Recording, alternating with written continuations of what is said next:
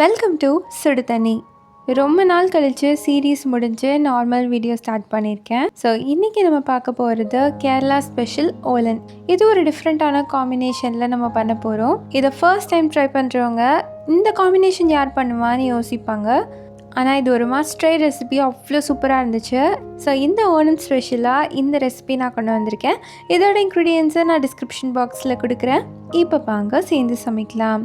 First இதுக்கு ஒரு குக்கரில் 1/2 கப் காராமணியை சேர்த்துக்கலாம். இதை 8 மணி நேரம் ஊற வச்சு எடுத்திருக்கேன். இதில் 1 கப் தண்ணி சேர்த்துட்டு அதோட 1/2 டீஸ்பூன் உப்பு சேர்த்து 5-6 விசில் வேக வச்சு எடுத்துக்கோங்க.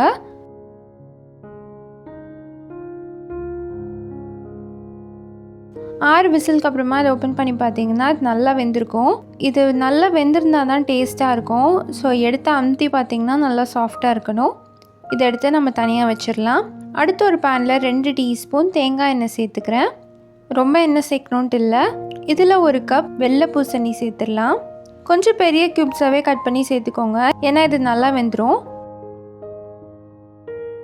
அடுத்து இதை வேக வைக்கிறதுக்காக 1 கப் தேங்காய் பால் சேர்த்துக்கலாம்.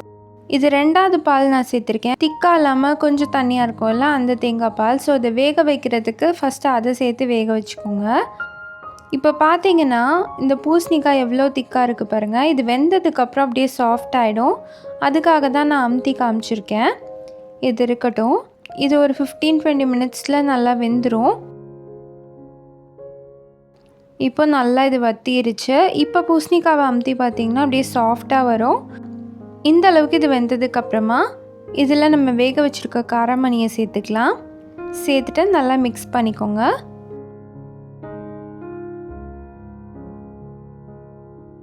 மிக்ஸ் ஆனதுக்கப்புறமா இதில் 2 பச்சை மிளகாய், கொஞ்சமாக கருவேப்பிலை, 1/4 டீஸ்பூன் உப்பு, அதோட 1/2 கப் முதல் பால் சேர்த்துக்கலாம்.